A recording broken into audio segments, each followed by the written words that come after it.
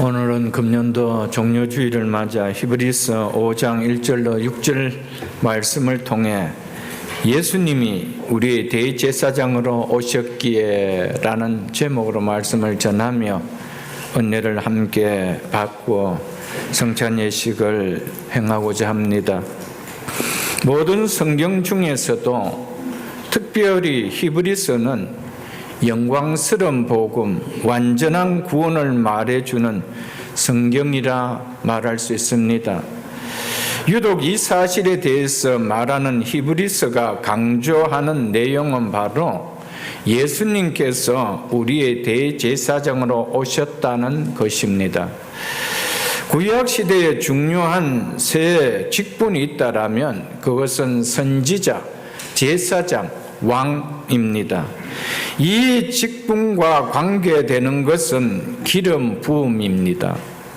이 직분은 특별한 직분이기 때문에 이 직분을 맡길 때는 머리에 기름을 부어 구별시켰습니다. 기름 부음은 그들의 마음에 좌정하셔서 그들의 의무를 잘 감당할 수 있도록 지혜와 능력을 주시는 성령의 상징으로 표현되었습니다. 구약의 기름 부음으로 그 사역을 구별시키신 선지자, 제사장, 왕은 참되신 최종적 실체인 선지자와 제사장과 왕을 나타내는 예수 그리스도를 지시하는 표상과 그림자입니다. 예수 그리스도께서 이 세 직분을 모두 수행하시기 위하여 이 땅에 오셨습니다. 예수 그리스도, 우리는 이 말을 많이 합니다. 이 말은 이름이 아니고 문장이라고 여러 번에 걸쳐 말씀드렸습니다. 예수는 그리스도시다. 이 문장을 줄여서 예수 그리스도라고 부르는 것입니다. 예수는 하나님께서 우리가 잘 알고 있는 것 같이 완전한 인성을 가진 몸으로 오셨을 때 주어진 이름입니다. 그래서 주의 천사가 마리아에게 나타나서 네가 잉태하여 아들을 낳으리니 그 이름을 예수라 하라고 하였습니다. 인성으로 오신 그분의 이름을 예수라라고 하였습니다. 예수는 이름입니다. 그리고 그리스도는 직분입니다. 그리스도의 뜻은 기름 부음 받은 자입니다. 즉 기름 부음 받은 자는 이 세 직분, 선지자, 제사자, 왕, 이 직분을 말합니다. 그러므로 예수는 그리스도라는 말은 우리와 같이 완전한 인성을 가지신 그 예수가 바로 구약에서 말한 선지자, 제사장, 왕, 이 세 직분을 감당하는 실체라는 것을 말해 줍니다. 그래서 마태복음 1장 16절 하반절에 보면 마리아에게서 그리스도라 칭하는 예수가 나시니라 라고 했습니다. 예수 그리스도가 나셨다라고 말씀하지 아니하고 그리스도라 칭하는 예수가 나셨다라고 했습니다. 요한일서 5장 1절에도 보면 예수께서 그리스도이심을 믿는 자마다 하나님께로부터 난 자라고 말씀을 하셨습니다. 선지자는 하나님 편에서 사람들에게 하나님의 뜻을 말씀하시는 하나님의 대표자입니다. 예수님은 이 땅에 오셔서 하나님의 온전하신 뜻을 사람에게 알려주셨습니다. 그래서 사람들은 하나님의 온전한 뜻인 구원의 소식을 들을 수 있어 소망을 갖게 되었습니다. 예수님께서 선지자가 되셨다라는 것은 예수님께서 우리에게 놀라운 진리를 가르쳐 주셨다는 말씀입니다. 그 진리는 바로 예수 그리스도 그 자신의 삶과 인격입니다. 그리고 제사장은 사람 편에서 하나님께 가까이 나아가는 사람의 대표자입니다. 그리고 왕은 나라를 위해 백성을 다스리고 보호하는 자입니다. 예수님의 다스림은 세상 왕과는 다르게 완전하고 의롭고 선하시게 하셨습니다. 그런 다스림이었습니다. 예수님은 왕이시기에 자기 백성들을 붙들고 있는 사단과 죽음의 세력을 이기시고 승리하신 것이었습니다. 그리고 예수님은 왕으로서 교회의 머리가 되셔서 다스리기 때문에 음부의 권세가 교회를 이기지 못한다라고 말씀하셨던 것입니다. 예수님은 왕이시기에 자기 피로 값주고 사신 백성을 한 사람도 잃지 않겠다라고 약속하셨습니다. 이처럼 예수 그리스도는 우리가 사단에게 궁극적으로 사로잡히게 하지 않는다는 것입니다. 그리고 우리가 또다시 이 세상의 정욕과 탐욕의 노예가 되도록 버려두지 않는다는 겁니다. 왜냐하면 그분은 우리의 왕으로 오셨기 때문입니다. 그래서 하이델베르크 교리문답에 예수님은 우리의 영원한 왕으로서 자기 백성을 다스릴 때 자신의 말씀과 성령으로 다스리며 나아가 자신의 말씀과 성령으로 우리를 위해 얻으신 구원 안에서 우리가 머물러 있도록 우리를 지키시고 붙들어 주십니다 라고 그렇게 답을 하고 있습니다. 예수 그리스도는 우리의 영원한 왕으로 오셨기에 우리를 자신의 말씀과 자신의 영으로 우리를 다스리고 있다는 사실을 우리는 기억할 수 있어야 합니다. 그리고 그 말씀과 그 영으로 우리를 위하여 얻으신 구원 안에 우리가 머물 수 있도록 우리를 붙들어 주시고 지켜 주십니다. 그래서 그분은 우리의 왕으로 오셨습니다. 오늘은 이 새 삶 직분 중에 예수님께서 행하시는 제사장 직분에 대하여 살펴보며 성찬 예식에 참여하고자 합니다. 그래서 오늘 설교 제목을 예수님은 우리의 대제사장으로 오셨기에 라고 하였습니다. 구약의 대제사장이 될 수 있는 요건은 세 가지입니다. 첫째는 1절 말씀과 같이 대제사장마다, 즉 모든 제사장은 사람 가운데서 택한 자이므로 라는 말씀같이 첫 번째 요건은 대제사장은 사람이어야 한다는 겁니다. 구약의 모든 제사장들이 사람이었다는 것을 말하는 것은 궁극적으로 대제사장의 실체인 예수 그리스도가 바로 사람으로 오셔서 이 직분을 나타내심을 말해줍니다. 두 번째 요건은 2절에 보면은 그가 무식하고 미혹된 자를 능히 용납할 수 있는 것은 자기도 연약에 휩싸여 있음이라 라는 말씀같이 대제사장의 두 번째 요건은 스스로 연약을 체휼할 수 있는 자라야 한다는 겁니다. 즉 사람의 무지와 실수를 용납할 수 있는, 동정할 수 있는 자라야 한다는 것입니다. 이는 대제사장의 실체인 예수 그리스도가 바로 이런 분이다라는 것을 나타내시기 위함입니다. 세 번째 요건은 4절에 보면은 이 종기는 대제사장의 직분을 이렇게 표현한 것입니다. 이 종기는 아무도 스스로 취하지 못하고 오직 아론과 같이 하나님의 부르심을 받은 자라야 할 것이니라. 이처럼 대제사장의 세 번째 요건은 하나님의 부르심, 즉 하나님의 택하심이 있어야 한다는 것입니다. 대제사장의 실체인 예수 그리스도 역시 하나님의 부르심을 받고 오셨음을 나타내기 위함입니다. 즉 예수 그리스도는 우리를 위한 대제사장으로 하나님에 의해 이 땅에 보내심을 받았음을 말해주기 위함입니다. 그리고 대제사장의 직무는 두 가지입니다. 첫째는 하나님께 예물과 제사를 드리는 일이며 두 번째는 백성들을 위하여 하나님께 중보 기도하시는 일입니다. 본문 말씀을 통해 대제사장의 요건과 직무를 살펴보며 은혜를 받고 성찬 예식에 참여하고자 합니다. 먼저 오늘 본문 1절을 보겠습니다. 대제사장마다 즉 모든 제사장은 사람 가운데서 택한 자이므로 하나님께 속한 즉 하나님과 관계되는 일에 사람을 위하여 예물과 속죄하는 제사를 드리게 하나니, 대제사장 직무를 맡기 위한 조건은 반드시 사람이어야 한다는 것입니다.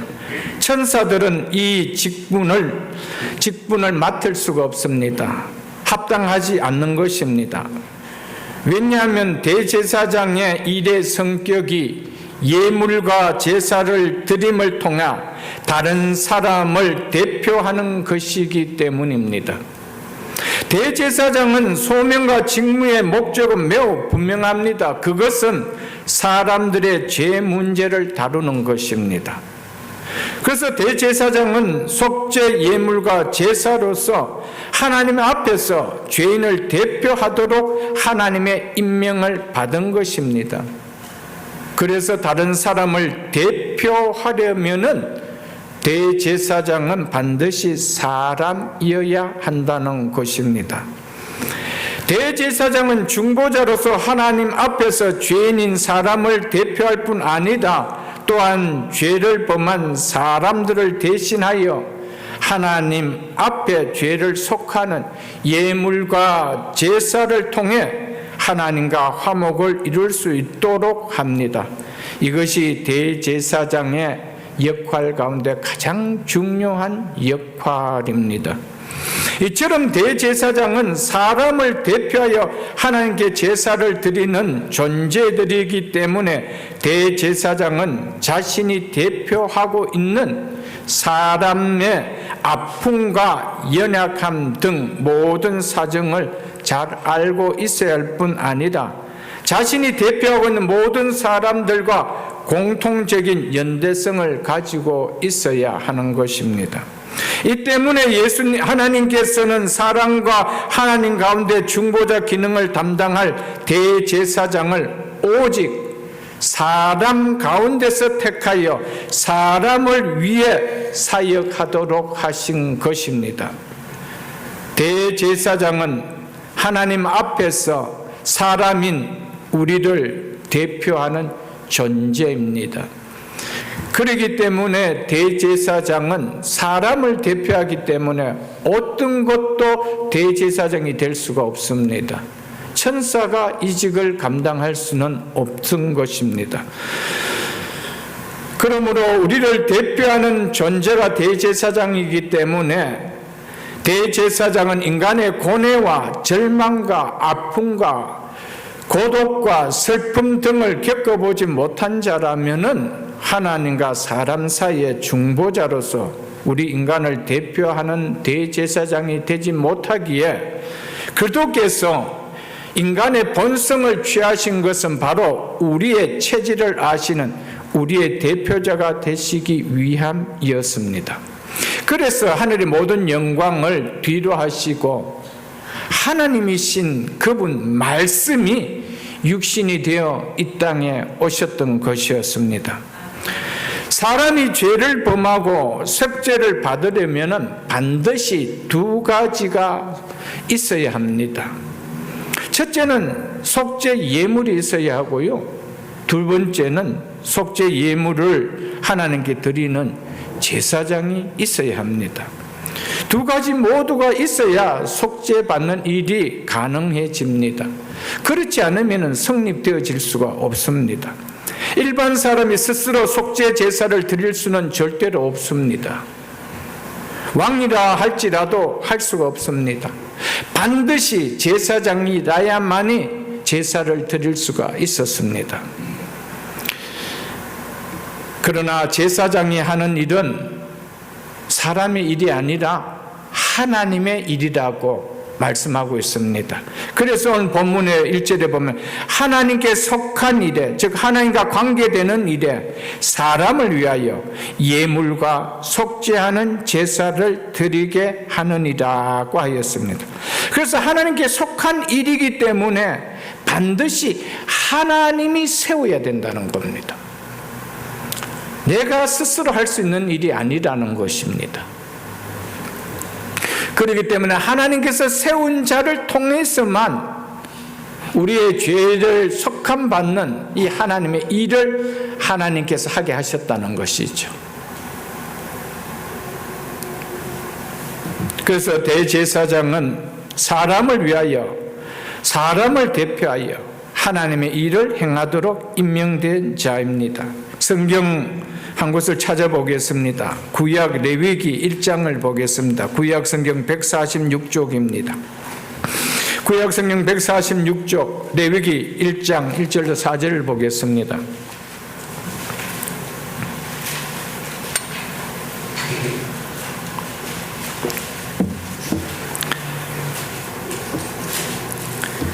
레위기 1장 1절입니다. 여호와께서 회막에서 모세를 부르시고 그에게 말씀하여 이르시되 이스라엘 자손에게 말하여 이르라. 너희 중에 누구든지 여호와께 예물을 드리려거든 가축 중에서 소나 양으로 예물을 드릴지니라. 그 예물이 소의 번제이면 흠없는 수컷으로 회막 문에서 여호와 앞에 기쁘게 받으시도록 드릴지니라. 그는 제물을 가지고 온 사람을 말합니다. 그는 번제물의 머리에 안수할지니라. 그를 위하여 기쁘게 받으심이 되어 그를 위하여 속죄가 될 것이라 라고 말하고 있습니다. 안수를 할 때 그 짐승에게 제물을 가지고 온 그가 자신이 가져온 제물 짐승에 손을 얹습니다. 그것은 바로 내 모든 죄가 이 짐승에게 전가됨을 나타내는 상징적인 표현입니다. 그럴 때 죄가 그 짐승이 죽음을 당할 때는 내 죄가 사해졌다는 겁니다. 그래서 하시는 이야기가 그는 번제물의 머리에 안수할지니니 그를 위하여 기쁘게 받으심이 되어 그를 위하여 속죄가 될 것이라고 했습니다. 4장도 한번 보겠습니다. 4장 13절로 중간에 띄어서 또 20절 한번 보겠습니다. 4장 13절입니다. 만일 이스라엘 온 회중이 여호와의 계명 중 하나라도 부지 중에 범하여 허물이 있으나 스스로 깨닫지 못하다가 그 범한 죄를 깨달으면 회중은 수송아지를 속죄제로 드릴지니 그것을 회막 앞으로 끌어다가 회중의 장로들이 여호와 앞에서 그 송아지 머리에 안수하고 그것을 여호와 앞에서 잡을 것이요 그 송아지를 속죄제의 송아지 에게 한 것 같이 할지며 제사장이 그것으로 회중을 위하여 속죄한즉 그들이 사함을 받으리라 라고 말씀하고 있습니다. 이처럼 제물을 바칠 짐승의 머리에 안수를 했습니다. 짐승의 머리에 안수하는 행위는 그들의 죄와 죄책이 자기를 대신하여 죽음당하는 짐승에게 전가되었음을 표시하는 것입니다. 죄와 죄책을 제거하는 이 제물과 제사는 온전한 실체를 보여주는 그림자일 뿐입니다. 구약의 내용은 신약에 나타날 예수 그리스도의 예표입니다. 그림자입니다. 실체가 오기까지 그림자를 보여주는 것입니다. 상징적으로 예표적으로 보여주는 이야기입니다. 그래서 죄와 죄책을 제거하는 이 제물과 제사의 온전한 실체는 누구라는 겁니까? 예수 그리스도라는 것이죠. 그분이 우리의 모든 죄를 안고 죄를 지은 자가 안수를 통하여 자기의 죄가 짐승에게 다 전가된 것처럼 우리가 예수 그리스도를 믿을 때 우리의 모든 죄는 그분에게 다 전가되어지는 거예요. 그래서 짐승이 죽음을 당했을 때 죄가 속하여졌다는 것처럼 우리의 죄를 안으신 예수님께서 십자가의 죽음을 당하실 때 우리의 죄가 다 사해졌다는 것입니다. 그걸 그림자로 보여주는 거예요. 그래서 구약에는 모든 것이 제사의 내용이죠. 그 제사의 제물과 제사는 핵심은 누굽니까? 예수 그리스도입니다. 이것을 보여주고 있죠. 예수 그리스도와 구약의 제사장 사이에 큰 차이가 한 가지 있다라면은, 구약의 제사장은 자신이 바칠 제물이나 양이나 다른 짐승을 가지고 예물을 드리지만은, 예수 그리스도는 제사장과 제물이 따로 구분되지 아니었습니다. 하나였다는 것이었습니다. 예수 그리스도는 대제사장으로서 무엇을 제물로 드렸냐 하면은 바로 자기 자신을 예물로 드렸습니다. 자기 몸을 제물로 드렸습니다. 구약에서 제물을 드리는 제사장과 제물이 분류되었던 것을 예수님께서는 오셔서 그것을 하나로 묶어버렸습니다. 자기 자신이 제사장이면서 자기 몸을 제물로 드렸습니다. 그래서 히브리서 4장에서는 그 예수님을 큰 대제사장이라 이렇게 말씀하셨습니다. 이와 같이 또 예수님은 구약의 기름 부음 받은 선지자, 제사자, 왕, 이 분리된 직분을 자신 안에서 하나로 묶었습니다. 구약에서는 이 왕이면 왕, 제사장이면 제사장, 선지자이면 선지자이지 겸할 수가 없었습니다. 그런데 이 모든 것은 누구를 나타냅니까? 장차 선지자의 실체로 오실 예수 그리스도, 제사장의 실체로 오실 예수 그리스도, 왕의 실체로 오실 예수 그리스도를 나타내는 것이죠. 그래서 예수 그리스도는 오셔서 이 삼직을 다 하나로 자신이 감당했습니다. 그래서 그분이 그리스도다. 그래서 예수는 기름 부음 받은 바로 제사장이요, 선지자요, 왕이요라는 말이 예수가 그리스도라는 그 말입니다. 본문 2절을 이어서 보겠습니다. 그가 무식하고 미혹된 자를 능히 용납할 수 있는 것은 자기도 연약에 휩싸여 있습니다. 2절은 서두에서 말씀드린 것처럼 대제사장의 두 번째 요건 혹은 자격을 말합니다. 대제사장은 타인의 무식과 미혹을 용납할 수 있는 자라는 것입니다. 여기서 무식하고라는 말은 알지 못하고라는 의미입니다. 미혹되는 알지 못하여 모르고 짓는 죄를 의미합니다. 그래서 무식하고 미혹된 자를 세번역에서는 그릇된 길을 가는 무지한 사람들이라고 번역했으며, NIV에서는 무지하여 곁길로 가는 자들이라고 번역을 해놓았습니다. 이처럼 무식하고 미혹된 자는 두 종류의 사람을 말하는 것이 아니라 죄인들에 대한 이중적 묘사를 한 것이라 보시면 됩니다. 그래서 성경은 무지에서 깨닫는 자도 없고 하나님을 찾는 자도 없다라고 하였으며, 그래서 우리는 다 양 같아서 그릇 행하여 각기 제 길로 가끄느리라고 말씀을 하셨습니다. 그리고 여기에서 이런 자들을 능히 용납할 수 있다라는 이 약점과 허물을 가진 사람들에게 너그럽게 대할 수 있다, 동정할 수 있다라는 의미가 바로 용납할 수 있다라는 의미입니다. 그래서 NIV나 세번역이나 공동번역은 다 이런 의미로 번역을 해놓았습니다. 대제사장은 자기 자신 역시 죄인임을 알기에 백성들의 범한 이러한 죄에 대해 분을 내지 않고 용납할 수 있는 자라야 한다는 겁니다. 너그럽게 대할 수 있고 동정할 수 있는 자라야 대제사장의 자격 요건이 될 수 있다라고 한 것이었습니다. 여기서 연약에 휩싸여 있음이라는 말은 연약함으로 씌워져 있기 때문이다, 이런 의미입니다. 연약함으로 시달리고 있기 때문이다, 이런 의미입니다. 이는 한마디로 말해서 대제사장도 연약한 인간이기 때문이다, 이 의미입니다. 여기서 연약함은 죄악됨의 개념을 이미 포함하고 있는 내용입니다. 그렇기 때문에 대제사장도 죄에서 스스로 벗어나지 못한 상태에 있기 때문이라는 의미로 보시면 되겠습니다. 그래서 대제사장은 백성들의 죄를 위한 속죄 제사를 드리기 전에 먼저 자기 자신의 죄를 위해 속죄 제물을 드려야만 했습니다. 그 내용이 바로 3절입니다. 3절 보겠습니다. 그러므로 백성들 위하여 속죄제를 드린 것 같이 또한 자신을 위하여 드리는 것이 마땅하니라.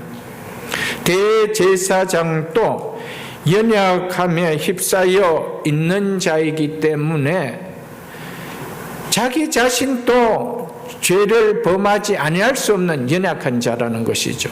그렇기 때문에 백성들의 죄를, 다른 사람의 죄를 속하기 전에 먼저 자기 자신의 죄를 속할 수 있는 자라야 한다는 겁니다. 그것을 말해주고 있습니다.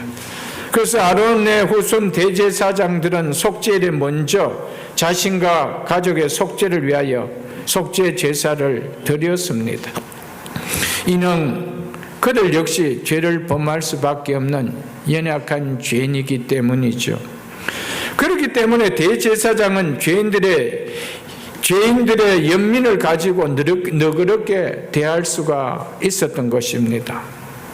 대제사장 자신이 연약한 존재이기 때문에 다른 연약한 사람들을 용납할 수도 동정할 수도 있었습니다. 그런데 이런 대제사장의 실제인 예수 그리스도의 그림자가 된다라는 것은 대제사장의 사역이 바로 예수 그리스도의 사역의 본질을 나타내기 때문입니다. 비록 예수님께서는 아무런 죄가 없으신 분이지만 예수님은 인간의 연약함을 잊고 이 땅에 오셨기에 허물과 죄를 가진 우리를 가혹하게 대하지 아니하시고 용납하실 수가 있었습니다. 우리를 동정하실 수가 있었다는 겁니다. 그래서 4장 15절에 보면은 이렇게 말씀하고 있죠. 그 앞에 4장 15절에 보면은 우리에게 있는 대제사장은 이분이 누굽니까? 예수 그리스도지요. 우리의 연약함을 동정하지 못하실 리가 아니요. 동정하지 못할 리가 아니요라는 하시는 분이라는 겁니다. 모든 일에 우리와 똑같이 시험을 받으시되 죄는 없으시나 왜 우리를 동정하실 수가 있다라는 겁니까? 우리와 동일하게 시험을 다 받아봤기 때문에 유혹도 당해보시고 죄의 유혹도 당해보시고 힘듦의 어려움도 당해보시고 다 하셨기 때문에 그래서 우리의 연약함을 동정하실 수가 있다라는 겁니다. 그런데 그분에게는 뭐가 없으시대요? 죄가 없으시다는 겁니다. 이것이 아론의 후손 대제사장과 근본적으로 다른 이유가 여기 있는 것입니다. 예수님은 단순한 인간에 머무는 존재가 아니라 신성을 지니신 하나님이십니다. 그래서 그분에게는 죄가 없으십니다. 이 점이 아론 계열의 대제사장과 전혀 다른 부분입니다. 대제사장이신 예수님께서 용납하신 대상은 누구입니까? 죄 앞에 연약할 수밖에 없는 우리였습니다. 나였습니다. 우리는 본래 하나님을 모른 무식한 상태에 있었던 자들입니다. 우리는 태어나면서부터 하나님을 알았던 자가 아니었습니다. 우리는 평생 하나님을 모르고 살았던 자였습니다. 그래서 그 무지로 인하여 그릇 행하여 각기 제 길로 갔던 하나님을 떠났던 죄인들이었습니다. 이런 우리를 용납하시기 위하여 하나님께서는 예수 그리스도를 우리의 대제사장으로 이 땅에 우리에게 보내주셨습니다. 이런 우리를 용납하시기 위하여 보내주신 것이었습니다. 그래서 2장을 보겠습니다. 그 앞에 있는 2장 17절을 한번 보겠습니다. 2장 17절입니다. 그러므로 그가 예수 그리스도를 말하지요. 그가 범사의 형제들과 성도들을 형제라 불렀기 때문에 이렇게 표현하였습니다. 그 형제들과 같이 되심이 즉 예수님이 인간의 본성을 즉 인간과 동일한 인성을 가졌었다는 말을 이렇게 표현한 것입니다. 그렇게 되심이 뭐하니라? 마땅하도다. 즉 반드시 그렇게 해야 할 일이었다라고 말하고 있습니다. 그 이유를 이야기하고 있죠. 왜 그렇게 했습니까? 왜 우리가 똑같은 인성을 가진 인간이 되셔야만 했는가? 이는 이유를 이야기합니다.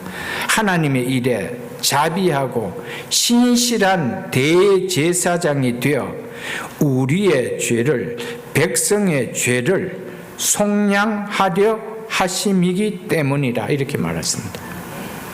우리의 죄를 속량하시기 위하려면은 우리의 대표자가 되어야만이 우리의 죄를 속량할 수가 있는 거예요. 대제사장은 우리의 대표자입니다. 우리가 죄를 지었을 때 인간의 대표자로서 하나님께 나아가 우리의 죄를 사함을 받게 그 예물과 제사를 드렸습니다. 그 예수님이 대제사장이 되시려면 우리가 동일한 본성을 갖고 계셔야 된다는 것이죠. 그래서 하나님이시면서도 그분이 인간이 되어 오셨다는 겁니다.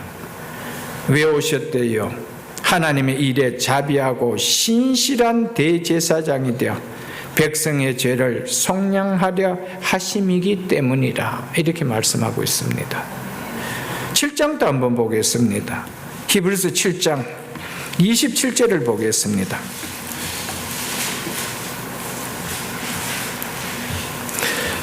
그는 저 대제사장들이 먼저 자기 죄를 위하고 그 다음에 백성의 죄를 위하여 날마다 제사 드리는 것과 같이 할 필요가 없으니, 예수님은 아론의 후손의 제사장들이 자기를 위하여 속죄 제사를 드리려는 그런 죄인이 아니었다는 것이죠. 인간으로 오셨지만 그분에게 뭐가 없었대요? 죄가 없으신 분이다. 이것을 이야기하고 있는 것이죠. 그렇기 때문에 예수님은 하나님의 아들로 오셨기 때문에 무음하고 무죄하신 분이기 때문에 자신을 위해서는 속죄 제사를 드릴 필요가 없습니다. 그 속죄 제사는 오로지 죄인을 위한 속죄 제사만 드릴 뿐입니다.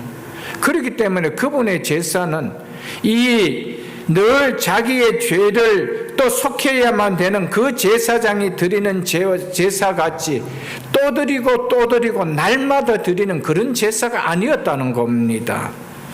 단번에 드리는, 그래서 단번에 드리면서도 그 속죄는 영원히 속죄되어지는 제사였습니다. 그래서 그 다음 보십시오. 그래서 그렇게 할 필요가 없으니 이는 그가 단번에 단 한 번만에 자기를 드려 이루셨습니다. 즉 이루셨기 때문이라 이렇게 말하고 있습니다. 여기서 보십시오. 누가 자기를 드렸대요? 예수님이 자기를 드렸대요. 예수님이 드렸다는 것은 제사장의 사역이죠. 그런데 제물은 뭐였대요? 자기 몸이었다라고 이야기하고 있습니다. 그러니까 예수님은 제사장이면서도 제물을 드리는 그 일을 하는 제사장임에도 제물은 자기 몸이 제물이 되었다는 겁니다. 그러니까 2번, 3번 드릴 이유가 없죠. 단 한 번. 왜 그렇습니까? 자기는 아론의 후손과 같이 날마다 제사를 드려야 하는 죄인이 아니기 때문에 그렇습니다. 사랑하는 성도 여러분, 예수 그리스도께서 이 땅에 대제사장으로 오셨다는 것은 죄인들에게 있어서는 희소식 중에 희소식입니다. 그래서 예수 그리스도의 오심을 복음이라, 기쁨의 소식이라 그렇게 말씀하는 거 아닐까요, 여러분들? 10장도 한번 보겠습니다. 10장 10절로 14절을 보겠습니다. 히브리서 10장 10절로 14절을 보겠습니다.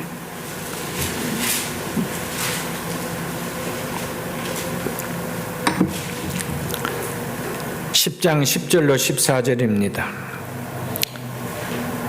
이 뜻을 따라 불완전하고 임시적인 제사를 폐하고 완전하고 영원한 속죄의 효력을 지닌 제사를 세우신 하나님의 뜻을 말합니다. 여기서 이 뜻이라는 것은, 그래서 바로 이 뜻을 따라 예수 그리스도의 몸을 몇 번에요? 단번에, 단 한 번에 들이심으로 말미암아 우리가 무엇을 얻었노라? 거룩함을 얻었노라. 믿으시면 아멘.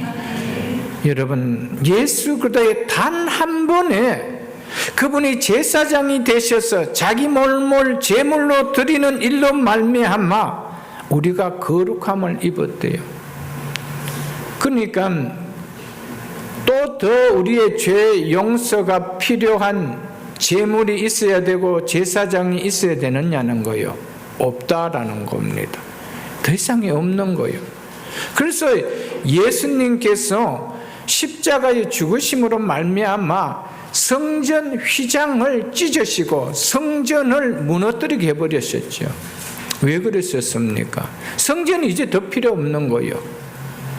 성전이 있으려면 제사장이 필요하죠. 제사장의 그 역할을 예수님이 끝을 내버리셨는데 이제는 제사를 드릴 성전이 필요하고 제사를 드려야 될 제사장이 필요합니까? 없는 거예요. 그래서 개신교에서는 더 이상 사제라고 부르지 않습니다. 목사라고 부르는 거예요. 영국의 성공회나 캐톨릭은 아직도 사제라고 부릅니다. 이미 끝났음에도 불구하고 더 이상 그걸 할 필요가 없는 거예요. 종결되었단 말이에요. 믿으십니까, 여러분들? 11절을 보겠습니다. 제사장마다 매일 서서 섬기며 자주 같은 제사를 드리되 이 제사는 언제나 죄를 없게 하지 못하거니와. 그러니까 어떡하지요? 그러니까 또 제사장이 필요한 거예요. 그러니까 제사장에게 또 짐승을 끌고 오는 거예요. 또 죄사함을 받고 나면 완전히 없어졌느냐? 그렇지 않는 거예요. 또 죄를 지으면 또 제사장이 필요한 거예요. 내 스스로 죄를 살 수가 없으니까 또 제사장이 필요한 거예요. 와야 되는 거예요. 그 이야기를 하고 있는 것이거든요. 그런데 12절 보십시오. 오직 그리스도는 죄를 위하여 오직 한 번으로 이 말입니다. 오직 그리스도는 죄를 위하여 한 번으로 영원한 제사를 드리고 더 이상 드릴 제사가 없다는 거. 그 한 번이 영원한 효력을 발하는 제사가 되어버렸다는 것입니다. 믿으십니까, 여러분들? 예수 그리스도의 속죄 제사의 효력이 더 이상 필요가 없다라는 겁니다. 효력은 영원하다는 것이죠. 영원한 겁니다. 그 한 번의 제사가 영원한 효력을 발휘하죠. 그렇기 때문에 예수님께서 십자가에 죽으실 때 그분은 제사장으로서 십자가의 제물이 되어서 자신을 제물로 드리는 제사를 드린 것이 십자가입니다. 그 십자가에서 자기의 제물을 드리시고 그 제사를 마쳤을 때 뭐라고 선포했습니까? 다 이루었다. 테텔라스타이. 다 이루었다라고 했습니다. 우리의 죄를 사해주는 속죄가 다 이루어졌다는 거예요. 더 이상 드릴 제물도 필요가 없고 그것도 제물을 가지고 드릴 제사장도 필요가 없다라는 거예요. 어디서 종결시켰대요? 십자가에서. 내가 제사장이 되고 내가 제물이 되어서 종결시켰다는 겁니다. 그래서 예수님이 제사장으로 오셨기에 우리에게 소망이 있는 거예요. 기쁨이 있는 거예요. 희망이 있는 거예요. 그것을 오늘 말씀을 통하여 전해주고 있는 내용입니다. 그러면서 이렇게 이어서 이야기하고 있죠. 영원한 제사를 드리고 하나님 우편에 앉으사 승천하시고 하나님 우편에 앉으셨죠. 이것은 속죄의 사역이 완성되었음을 이야기합니다. 대제사장으로 보내신 분이 누구십니까? 하나님이 칭해서 하나님이 보내셨습니다. 그러니까 다시 하나님이 부르셨다라는 것은 뭡니까? 일을 네가 완전히 마쳤다는 겁니다. 그 사역을 잘 끝냈다는 말입니다. 속죄의 사역을 잘 마쳤기 때문에 예수님은 하나님 우편에 다시 올라가실 수 있었던 것이었습니다. 13절 보겠습니다. 그 후에 자기 원수들을 자기 발등상이 되게 하실 때까지 기다리시나니, 이때는 예수 그리스도의 재림 때입니다. 속죄의 사역이 완성되었기 때문에 남은 재림하실 시간까지 기다림만 있을 뿐이라는 것입니다. 14절에 왜냐하면이란 접속사가 들어갑니다. 왜냐하면 그가 거룩하게 된 자를, 성도를 말하지요, 한 번의 제사로 영원히 온전하게 하셨기 때문이라, 이렇게 말씀하고 있습니다. 이것을 더 바르게 번역하면 그가 한 번의 제사로 거룩하게 된 자들을 영원히 온전하게 하셨기 때문이라, 이렇게 번역하는 것이 더 순서가 맞는 번역입니다. 이것이 예수 그리스도께서 자신을 제물로 드린 제사의 영원한 결과라는 것입니다. 우리를 어떻게 하기 위하여? 영원히 온전하게 하시기 위하여. 그 속죄의 효력을 얻은 거룩하게 된 자들, 성도를 말하죠. 그리스도인들을 말하죠. 이들을 어떻게 한대요? 영원히 온전케 하셨느니라. 그래서 우리에게 영원한 생명이 있는 거예요. 영원히 온전케 하셨는데, 중도에 우리를 영원히 온전케 하신 것이 중도에 취소될 수 있습니까? 그런 미련한 사람이 어디 있습니까? 영원히 온전케 하셨다는데, 그 믿는 순간에 그 예수님께서 제사장이 되시고 자기의 몸을 제물로 십자가에 내어주실 그때가 우리를 완전히 온전하게 해주셨는데, 그 사실을 믿는다라면 그때로부터 영원히 온전하게 되는데 중간에 영원한 온전함이 취소되고 다시 진노의 자식으로 돌아간다고요, 여러분들. 그게 무슨 복음입니까? 그게 무슨 기쁜 소식입니까, 여러분들? 여러분, 우리가 무엇을 믿습니까? 늘뛰게 하는 내 감정을 신앙으로 믿으면 안 돼요. 늘뛰게 하는 내 생활을 신앙으로 믿으면 안 돼요. 하나님 뭐라고 하셨는지 말씀이 우리 신앙의 유일한 규범이요 교본입니다. 아멘. 말씀이 뭐라고 했나? 말씀이 영원히 온전하게 했다라는데 내가 영원히 온전하게 안 됐다라고 하는 것은 뭘 믿는다는 거예요, 여러분들? 나를 믿는 거잖아요. 말씀을 믿는 것이 아니잖아요, 여러분들. 여러분, 말씀을 믿을 수 있기를 주의 이름으로 축복합니다. 예수 그리스도께서 자신을 제물로 드린 이 제사의 영원한 결과는 영원히 온전하게 되는 겁니다.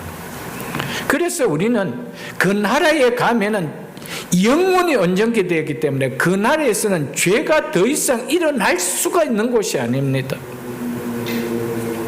죄 때문에 발생하는 어떠한 이 땅에서 일이 없는 것입니다. 그래서 이전 것은 다 뭐하냐면 지나갔다는 거예요. 죄가 있기 때문에 미움이 있는 거예요. 죄가 있기 때문에 분노가 있는 거예요. 그러면은 그곳에서 가서도 그런 일이 벌어진다면 그건 천국이 아니죠, 여러분. 거기에서 뭐만 있대요? 기쁨만 있대요. 사랑만 있는 거예요, 여러분들. 그래서 천국인 거예요. 사랑하는 성도 여러분, 우리는 하나님의 은혜가 아니었으면 소망 자체가 없었던 허물과 죄로 죽었던 죄인입니다. 영원한 형벌을 피할 수 없던 하나님과 원수되었던 하나님 앞에 결코 경건치 못했던 죄인이었습니다. 이런 우리에게 예수님께서 당신의 몸을 우리를 위한 속죄 제물로 내어주시는 대제사장이 되어주심이 없었다면 우리에게 어떤 소망이 있었겠습니까? 이런 우리에게 영원히 온전케 해주시는 제물이 있었고 그 제물을 드릴 수 있는 더 이상 자기의 죄를 속죄하고 드려야 될 그런 죄가 없으신 그분이 대제사장이 되어서 제물을 드리지 않았다라면 우리에게 희망이 있었겠습니까? 없었습니다. 그래서 하나님께서 대제사장은 인간을 대표하기 때문에 인간을 대표해서 인간이 지은 죄를 하나님 앞에 가지고 나가서 인간과 하나님 사이를 화목시켜주는 역할을 하기 때문에 이 땅에서는 눈을 닦고 봐도 아담의 후손 가운데 죄가 없는 자가 없는 거예요. 그러니 죄가 없으신 분은 누구밖에 없습니까? 하나님밖에 없는 거예요. 피조물인 천사를 사람으로 만들 수가 없습니다. 그럼 피조물은 피조물 자체로 끝나는 거예요. 근데 하나님께서 당신의 아들을 우리의 인생과 똑같은 몸을 입고 오셔서 우리를 대표하는 대제사장으로 세워주시고 죄가 없으시기에 자기의 죄를 속할 이유도 없고 자기의 제물을 한 번만에 드림으로 영원히 온전케 하시는, 단 한 번에 우리를 영원히 온전케 하시는 속죄제물이 되어주게 하셨다는 것입니다. 여러분, 우리가 성경을 읽다 보면은, 구약 성경을 읽다 보면 왜 이렇게 복잡하게 해놨노? 그냥 우리 구원시켜주면 될 텐데 성경 읽기도 골치 아프고 읽어도 무슨 내용인지도 모르고 그렇잖아요. 그런데 이 구원의 계획은 완전한 지혜를 가지신 그 하나님께서 세우신 것입니다. 믿으십니까, 여러분들? 하나님이 그렇게 작정하셨다는 것은 하나님의 완전한 지혜에서 나온 것입니다. 그렇기 때문에 그 구원에는 어떤 깨어지는 틈도 없습니다. 실수할 틈도 없습니다. 우리를 구원치 못하게 할 일이 없다라는 것이죠. 완전한 지혜에서 우리의 구원을 계획하시고 때가 되어 실행하신 거예요. 그래서 그림자를 구약을 통하여 끊임없이 보여주시고, 구약은 오실 메시아를 가리키잖아요. 이런 메시아가 온다. 우리를 구원하실 이런 메시아가 올 것이다. 하나님의 뜻을 우리에게 알려 소망을 갖게 하실 선지자가 올 것이다. 그 선지자를 통하여 보여주는 거예요. 그리고 우리를 다스리고 보호해 주시고 어둠의 세력을 이기게 하실 왕이 오실 거다. 그 왕이 오신 거예요. 그래서 예수님은 왕으로 오셨어요. 그리고 제물에 대해서 우리의 죄를 속해 줄 진정한 제물이 오실 것이다. 그 제물을 드릴 제사장이 오실 것이다. 그분이 누구라는 것이죠? 그분이 예수 그리스도라는 것이죠. 그 이야기가 구약 내용의 이야기입니다. 그 신약은 실체가 오셨다는 것이죠. 그래서 실체가 오시니까 구약에서 드렸던 제사가 더 이상 필요가 없는 거예요. 그래서 예수님께서 안식일에 십자가에 죽으실 때, 십자가에 죽으시고 안식일 날 무덤에 묻혔습니다. 그때 묻혔을 때 자기를 예표하는 모든 규례까지 다 묻어버렸습니다. 그리고 더 이상 그걸 끄집어내서 우리가 다 행해야 될 일이 없는 것이죠. 사랑하는 성도 여러분, 성경 전체의 핵심은 예수 그리스도입니다. 그래서 예수님은, 이 성경은, 예수님 당시 성경은 구약 성경밖에 없습니다. 그래서 이 성경은 곧 내게 대하여 증언하는 것이라 이렇게 말씀하셨어요. 구약의 모든 내용은 누구에 대한 거라고? 예수 그리스도에 대한 이야기. 구약의 성도들은 오실 메시아를 기다리고 있었지만 우리는 이미 오신 예수 그리스도, 그 메시아, 그분이 행하신 사역을 믿음으로 구원을 받는 거예요. 그것을 믿을 때 그분의 십자가에서 행하신 제사가 우리를 온전케 하는 제사가 되는 거예요. 그래서 우리가 온전해지는 거예요. 그래서 우리를 향하여 어렵다 해주신다는 것이죠. 4절을 보겠습니다. 이 존귀한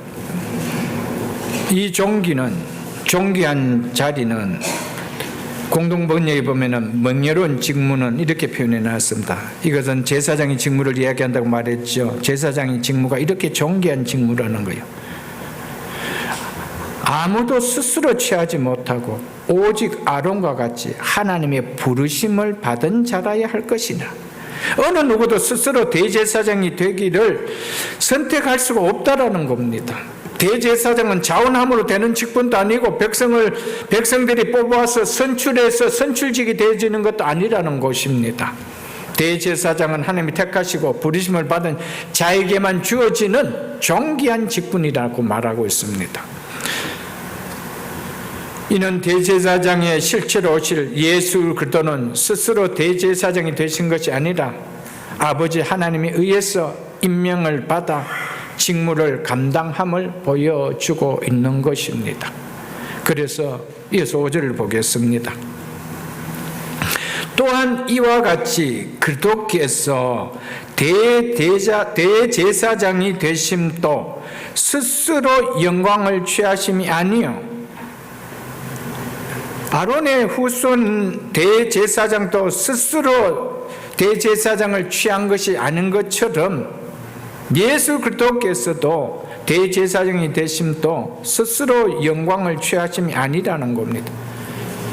대제사장의 자리가 존귀한 자리고 영광스러운 자리요 영광스러운 직분이라는 것을 말해주고 있죠. 그래서 스스로 영광을 취하심이 아니요 오직 말씀하신 이가 그에게 이르시되 너는 내 아들이니 내가 오늘 너를 낳았다 하셨고. 왜 하나님께서 성경은 왜 히브리서 기자는 예수님도 스스로 이 대제사장 직분을 취하심이 아니라고 하는 것을 이야기하면서 왜 이 말씀을 이야기를 할까요? 이 말씀은 시편 2편 7절 말씀이거든. 왜 구약 성경을 인용해서 이 말씀을 할까요? 너는 내 아들이니 오직 그에게 이르시되 너는 내 아들이니 오늘 너를 낳았다 하셨고, 이 말씀은 세번역에서는 그에게 너는 내 아들이니 오늘 내가 너를 낳았다 하고 말씀하신 분이 그렇게 하신 것입니다. 말씀하신 분이 그분을 대제사장으로 임명해 주었다 이 말입니다. 이렇게 말씀하신 그분께서 그리스도를 당신의 아들을 대제사장으로 그렇게 하셨다 이 말입니다. 그러니 시편 2편 7절이 증거하는 바와 같이 예수님은 너는 내 아들이니 오늘 내가 너를 낳았다고 말씀하신 분이 친히 대제사장으로 세웠다는 것을 말해주고 있습니다. 하나님께서는 이 증거를 통해 예수님이 자신이 보내신 메시아이며 자신에 의해서 임명된 모든 인간의 대제사장임을 우리에게 말씀하고 있는 것입니다. 우리를 대표한 인간의 대제사장으로 오셨다는 겁니다. 하나님이 예수 그리스도를 인간의 대제사장으로 보내주셨다라고 말씀하고 있습니다. 사랑하는 성도 여러분, 우리가 무엇을 근거로 그리스도께서 십자가에 죽으심이 우리의 죄를 속했다라고 믿으실 수 있습니까? 하나님이 사랑하는 아들 예수를 우리 죄를 속하게 하는 우리의 대제사장으로 임명하셨기 때문에 그 사실을 내가 믿기 때문에 우리의 죄가 속했다는 것이 믿어지는 겁니다. 따라서 이 거룩한 직무를 통해서 예수님이 행한 일을 하나님이 받으셨기에 우리의 죄가 속해진 것입니다. 대제사장은 하나님께서 세우십니다. 하나님께서 세우셨기 때문에 하나님께서 세우셔서 하나님께서 하시는 대로 행하실 때 하나님은 그것을 받으시고 죄가 속하여졌다라고 하시는 것이죠. 그래서 우리의 죄가 속하여졌다라고 믿는 근거가 어디에 있다라는 겁니까? 우리의 대제사장으로 세우신 예수 그리스도를 누가 세우셨기 때문에? 하나님이 세우셨기 때문에. 하나님이 그 제사를 받으시고 죄를 속하였다라는 그 결과가 일어났기 때문에 예수님을 뭐 하신 겁니까? 부활케 하시고 승천케 하시고 다시금 하나님 우편에 앉히게 하셨던 것이었죠. 그래서 우리가 죄가 속하여졌다는 것이 믿어진다는 것이죠. 하나님께서 임명하지 않았다라면 하나님께서 어떻게 받을 수가 있겠습니까? 하나님께서 임명하셨기 때문에 그분이 제사장이 되고 그분이 제물로 드려지는 그 제사를 하나님 받으셨다는 것이죠.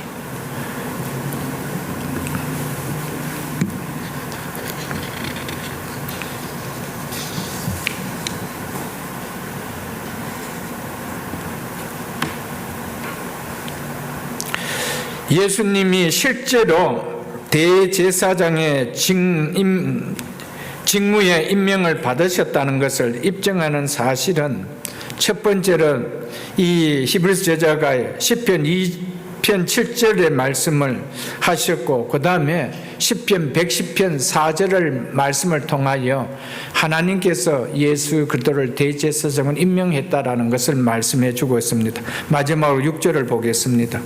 또한 이와 같이 다른 데서 말씀하시되 너가 영원히 멜기세덱의 반차를 즉 멜기세덱의 계율을 따르는 제사장이라 하셨으니 새번역에서는 또 다른 곳에서 너는 멜기세덱의 계통을 따라 임명받은 영원한 제사장이다 하고 말씀하셨습니다 라고 번역해 놨습니다.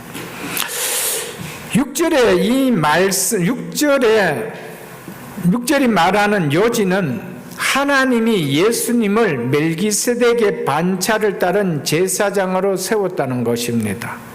이 말씀 역시 예수님은 임의로 대제사장의 직분을 취한 것이 아니라는 겁니다.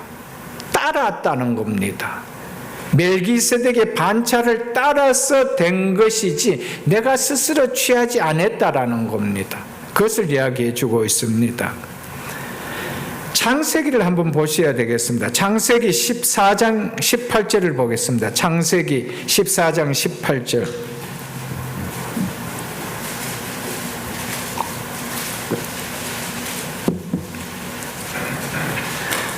아브라함이 전쟁에서 이기고 돌아올 때 뜻하지 않게 아브라함을 마중 나온 사람이 있습니다.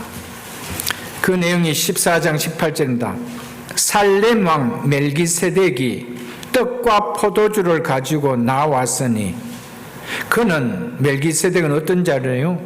지극히 높으신 하나님의 제사장이었더라 라고 하고 있습니다. 처음에는 멜기세덱은 살렘의 왕이라고 했습니다. 즉 평화의 왕이라고 했습니다. 그리고 마지막에는 그가 또 누구시래요? 하나님의 제사장이라고 하고 있습니다. 이때는 아브라함 당시에는 이스라엘이 없었습니다.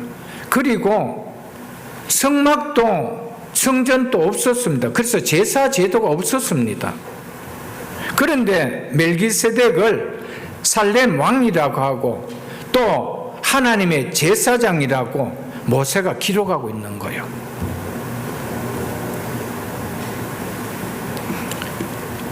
이게 어떻게 가능해요? 아브라함 시대는 없었던 직분을, 두 직분을 지금 이야기하고 있는 거예요. 모세가 기록하고 있는 거예요. 그리고 이스라엘 역사의 왕이면서 제사장의 직분을 동시에 가진 자가 아무도 없습니다. 한 사람도 없습니다. 그런데 멜기세덱만은 예외로 이 뒤 두 직분을 겸했다라고 이야기하고 있습니다. 왕이면서 지극히 높으신 제사장일 수 있는 분이 있다라면 그는 누굽니까? 예수 그리스도 한 분밖에 없는 거예요. 그렇기 때문에 신약에서는 이 멜기세덱을 예수 그리스도를 예표하는 모형이라고 말해주고 있는 것입니다. 히브리서 우리 6장을 한번 보겠습니다. 우리 본문 그 뒤에 있는 히브리서 6장 20절을 보겠습니다. 히브리서 6장 20절에 이렇게 말씀하고 있습니다.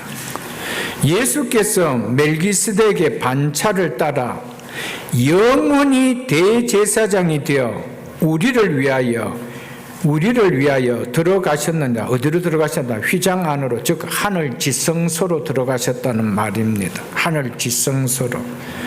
대제사장은 마지막 죄를 속하기 위하여 지성소 휘장 안으로 들어가야 됩니다. 거기에 있는 법궤에 덮여 있는 속죄소 위에 그 피를 뿌리기 위하여 지성소 안으로 들어가야 되는 겁니다. 그래서 예수님은 우리의 영원한 대제사장이 되어서 당신이 제물로 드린 그 피를 가지고, 그래서 우리의 속죄 제사를 다 완결시켰다는 상징으로 나타내기 위하여 들어가셨대요. 그 들어가신 곳이 어디냐? 휘장 안으로 들어갔다는 거예요. 예수님은 더 이상 땅의 성소에 들어가실 분이 아닙니다. 그분 자신이 성전인데 왜 그 안으로 들어가실 수가 있어요? 그 휘장 자체도 찢어버리셨는데요. 하늘 지성소로 들어가셨다 이 말입니다. 그런데 여기서도 예수님을 멜기세덱의 계열을 쫓는 대제사장이라고 하죠.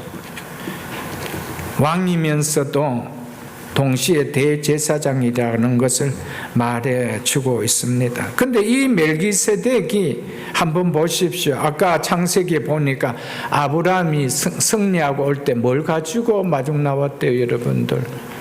떡과 포도주를 가지고 났다라고 하고 있습니다. 떡과 포도주는 바로 예수 그리스도의 살과 피를 그림자로 보여주는 것입니다. 신약에서 떡과 포도주를 제자들에게, 그리고 오늘 우리 성찬 예식을 받는 우리에게 주시는 분이 누구십니까? 예수 그리스도입니다. 그래서 주의 만찬이라고 했습니다. 예수님이 떡과 포도주를 주셨대요. 멜기세덱이 떡과 포도주를 아브라함에게 주었대요.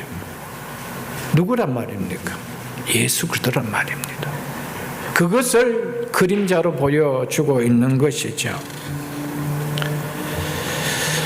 멜기세덱이 아브라함에게 떡과 포도를 주었다는 것은 이는 장차 영원한 대제사장이신 예수 그리스도께서 이 땅에 오셔서 아브라함처럼 믿는 모든 자에게 당신의 살과 피를, 당신의 생명을 주실 것을 예표로 보여준 사건입니다.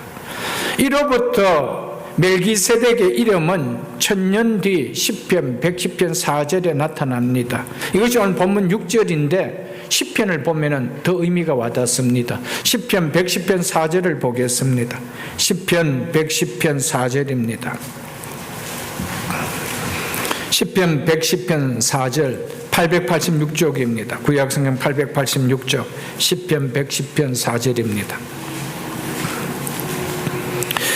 여호와는 맹세하고 변하지 아니하시리라 이르시기를 너는 멜기세덱의 서열을 따라 영원한 제사장이라 하셨도다. 이것을 조금 더 쉬운 번역으로 새 번역을 보면 이렇게 번역해 놨습니다. 여호와께서 맹세하시기를 너는 영원히 멜기세덱의 계열을 따른 제사장이다 하셨으니 그 뜻은 변치 아니하실 것이다. 이렇게 번역해 놨습니다. 의미가 더 잘 와닿을 것입니다. 하나님이 그리스도를 대제사장으로 임명하신 것은 결코 변경되거나 취소될 수 없는 맹세로 하신 것임을 말해주고 있습니다. 그리고 여기서 영원한 제사장이다. 이건 무슨 말입니까? 예수님은 십자가의 죽으심으로 끝났다라면 영원한 제사장이 될 수가 있습니까? 오늘 또 우리를 위하여 하나님 우편에서 제사장의 두 번째 직무인 기도를 해줄 수 있겠습니까? 할 수가 없는 거예요. 이 말은 뭡니까? 영원한 제사장이라는 것은 이미 이 말 속에 예수 그리스도의 부활과 성천을 암시하고 있는 말이라는 것이죠. 그리스도께서 대제사장이 되시면 스스로 영광을 취하심이 아니요 하나님 자신의 맹세를 따라 임명된 것이다. 이것을 시편 110편 4절 말씀을 인용해서 본문 6절에서 그렇게 말하고 있는 것입니다. 하나님께서 예수 그리스도를 우리의 대제사장으로 임명하신 것이 변경되거나 취소될 수 없는 맹세로 하신 것을 우리가 믿는다라면은 그 예수 그리스도를 통해 구원받는 우리의 구원이 변경되거나 취소될 수 있을까요? 없다라는 것을 말해주고 있습니다. 결코 없다라는 것이죠. 하나님께서 예수 그리스도를 영원한 대제사장으로 맹세하며 변경치 않는 명세로 임명하셨다라면은 그분이 행하셔서 우리에게 이루어진 구원은 절대적으로 변경되는 것이 아니라는 것을 말씀해 주고 있다 이 말씀입니다. 믿으십니까 여러분들? 구원은 너무나 확실한 거예요. 구원은 너무나 완전하다는 것을 우리에게 말씀해 주고 있는 것입니다. 그래서 로마서 8장 34절에 이렇게 말씀하고 있습니다. 이것만 보고 말씀 맺겠습니다. 250쪽입니다. 로마서 8장 34절을 한번 보겠습니다. 로마서 8장 34절입니다. 바울은 그래서 이렇게 말하고 있습니다. 누가 정죄하리요? 죽으실 뿐 아니라 다시 살아나신 이는 그리스도 예수시니 그는 하나님 우편에 계신 자요. 하나님 우편에 계신다는 것은 하나님께서 예수 그리스도를 통하여 행하시는 속죄의 사역을 다 뭐 했다는 걸 완성했음을 알려준다고 말씀드렸죠. 그래서 죽으실 뿐 아니라 다시 살아나신 이는 그리스도 예수시니 그는 하나님 우편에 계신 자요. 그렇기 때문에 지금도 우리를 위하여 뭐 하시는 분이려? 우리를 위하여 강구하시는 자시나 여전히 대제사장의 사역을 하고 있다라는 것이죠. 그래서 요한복음 17장은 보면은 대제사장, 예수님의 대제사장으로 드리는 기도입니다. 십자가를 지시기 전에 자기 백성들을 위하여 대제사장의 자격으로 드리는 기도입니다. 그때 드린 기도와 동일하게 예수님께서는 지금도 속죄 사역을 마쳐 놓으시고 여전히 하나님 우편에서 우리를 위하여 대제사장의 사역을 감당하고 있다라는 것입니다. 그래서 멜기세덱의 반차를 따른 영원한 대제사장이라고 말씀하셨던 것이었습니다. 예수 그리스도는 우리의 대제사장이심을 여러분과 제가 믿으십니까? 우리의 대제사장이시기에 우리의 죄를 위하여 죽으셨다라는 것입니다. 그분이 대제사장이 아니었다라면 우리의 죄를 위하여 죽으심이 믿어질 수가 없고, 그리고 우리의 죄가 속하여졌다는 것을 믿어질 수가 없습니다. 그런데 그 대제사장으로 오심은 하나님께서 맹세로 보내주셨다는 것이죠. 그렇기 때문에 그 예수 그리스도가 우리 대제사장을 되심을 믿을 때 우리의 구원은 너무 확실하다는 것을 말씀해 주고 있습니다. 그래서 죄를 속하여 주신 우리의 각자의 이름을 가지고 그분은 하늘 지성소에 가셨습니다. 그래서 오늘도 그 이름을 그분은 붙드시고 기도하고 계시는 거예요. 우리가 잘나서 끝까지 하나님 나라 갈 수 있는 거 아니에요. 그분은 끝까지 우리의 대제사장이 되어주시기에 우리의 구원은 완전할 수가 있고 갈 수가 있다라는 것을 말해주고 있는 것입니다. 예수 그리스도께서 부활하시고 승천하시면 너는 내 아들이요 멜기세덱의 서열을 따라 영원한 제사장이라고 하신 말씀을 입증한다라는 것은 여러분과 저는 믿을 수 있어야 됩니다. 하나님께서 너는 내 아들이다. 내 사랑하는 아들이다. 그러면서 너는 멜기세덱, 영원한 멜기세덱의 반차를 쫓는 대제사장이다. 이렇게 하신 하나님 말씀을 우리가 믿어야 된다는 것이죠. 그럴 때 우리의 구원이라는 것은 하나님 말씀이 우리를 보증해 준다는 사실입니다. 그래서 이어지는 사도 바울은 35절에서 이렇게 말하고 있습니다. 누가 우리를 그리스도의 사랑에서 끊으리요? 환난이나 공고나 박해나 기근이나 적신이나 위험이나 칼이라 라고 했습니다. 끊을 수 있대요? 없대요? 없대요. 왜냐하면 누가 우리를 정죄하리요? 정죄할 수 있는 분이 없다라는 거예요. 왜요? 나를 위하여 죽으실 뿐 아니라 다시 살아나신 이는 바로 우리의 대제사장으로 오신 그리스도 예수시기 때문에, 그분은 하나님 우편에 앉아 계시고 지금 또 여러분과 저를 위하여 강구해 주시기 때문에, 그래서 누가 우리를 그분의 사랑에서 끊을 수 있느냐? 라고 했던 것이었습니다. 말씀을 맺겠습니다. 예수 그리스도는 우리의 대제사장을 믿는 믿음이 확실하다면 우리의 구원은 절대로 취소되거나 변경될 수 없습니다. 이것이 믿음으로 받는 구원입니다. 예수님 우리의 대제사장 오셨기에 우리의 구원이 너무나 확실한 구원뿐 아니라 구원을 붙들 수 있는 믿음이 더 확고할 수 있다는 것을 오늘 말씀을 통하여 우리에게 보여주셨습니다. 예수님 우리의 대제사장으로 오셨기에 허물과 죄로 죽었던 하나님과 영원히 원수되었던 진노의 자식이 하나님의 자녀가 되는 은혜를 받고 영원한 그 상속을 누리는 소망 가운데 살 수 있었던 거 아닙니까? 오늘 이날 생각하며 성찬 예식을 받을 때 대제사장 오신 예수 그리스도 그분이 아니었다라면 그분이 제물로 대주셔야 하시고 그분이 제사를 올려드리는 제사장의 직을 감당하였다 하지 않았다면 나에게 오늘 이런 어떤 구원의 축복의 은혜를 누릴 수 있었던가, 그 은혜를 생각하며 감사함으로 드리는 성찬 예식이 될 수 있기를 주의 이름으로 축복합니다.